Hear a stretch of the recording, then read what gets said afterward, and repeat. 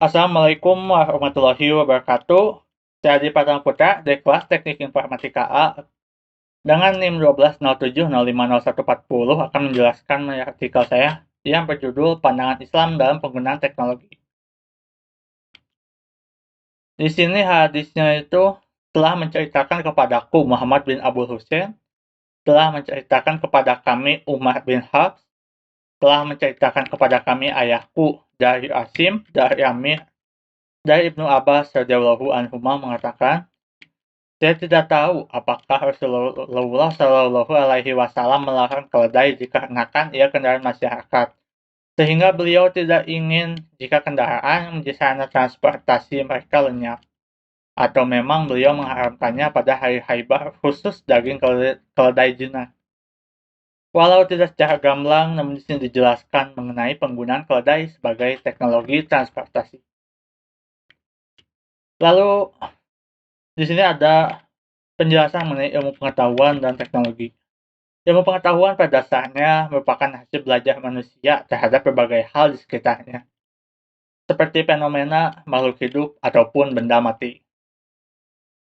Pada surat Al-Alaq ayat 1-5 dijelaskan bahwa bacalah dengan menyebut nama Tuhanmu yang menciptakan. Dia telah menciptakan manusia dari segumpal darah. Bacalah dan Tuhanmu lah yang paling pemurah, yang mengajak manusia dengan perantara kalam. Dia mengajarkan kepada manusia apa yang tidak diketahui oleh manusia. Lalu di bawahnya adalah pengertian teknologi. Teknologi dapat diartikan sebagai hasil penerapan suatu ilmu pengetahuan yang mana memiliki fungsi untuk membantu ataupun menanggulangi masalah manusia. Lalu di sampingnya juga ada lagi hadis riwayat Ibnu Majah yang mana bunyinya dari Anas bin Malik berkata, Rasulullah Shallallahu Alaihi Wasallam bersabda, mencari ilmu itu wajib atas setiap orang muslim, yang mana berarti kita sebagai seorang muslim diwajibkan untuk menuntut ilmu. Lalu bagaimana pandangan Islam tentang teknologi? Islam tidak melarang penggunaan teknologi selama tidak menjadi sumber dosa atau intinya digunakan untuk hal yang salah, seperti pencurian, kejahatan, ataupun hal-hal yang merusak, baik merusak seseorang maupun bumi. Seperti pada surat Al-Qasas ayat 77 diartikan bahwa dan carilah pada apa yang telah dianugerahkan Allah kepadamu kebahagiaan negeri akhirat, dan janganlah kamu melupakan kebahagiaanmu dari kenikmatan duniawi, dan berbuat baiklah kepada orang lain sebagaimana Allah telah berbuat baik kepadamu, dan janganlah kamu berbuat kerusakan di muka bumi.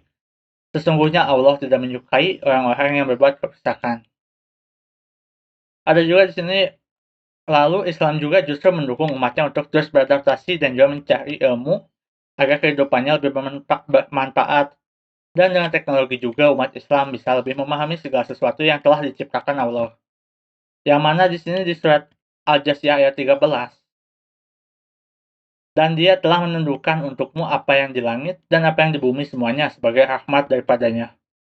Sesungguhnya pada yang demikian itu benar-benar terdapat tanda-tanda kekuasaan Allah bagi kaum yang berpikir. Yang mana apabila dengan teknologi kita dapat semakin memahami apa saja hal-hal yang telah diciptakan oleh Allah Subhanahu wa Ta'ala. Sebagai contohnya saja adalah galaksi ataupun matahari. Lalu peran umat Islam dalam teknologi. Peran Islam dalam perkembangan iptek pada dasarnya adalah menjadikan akidah Islam sebagai paradigma ilmu pengetahuan. Paradigma inilah yang seharusnya dimiliki umat Islam, bukan paradigma sekuler seperti memisahkan agama dan juga bidang lainnya. Paradigma ini menyatakan bahwa akidah Islam harus dijadikan landasan pemikiran bagi seluruh penciptaan teknologi. Dan kesimpulannya adalah teknologi kini berkembang pesat beriringan dengan perkembangan ilmu. Dikarenakan teknologi merupakan penerapan dari ilmu sendiri yang telah dicipta, maka Islam mengharuskan umatnya untuk mempelajari teknologi. Islam memperbolehkan penciptaan ataupun penggunaan teknologi asalkan tidak untuk hal yang buruk, sehingga harus diharapkan.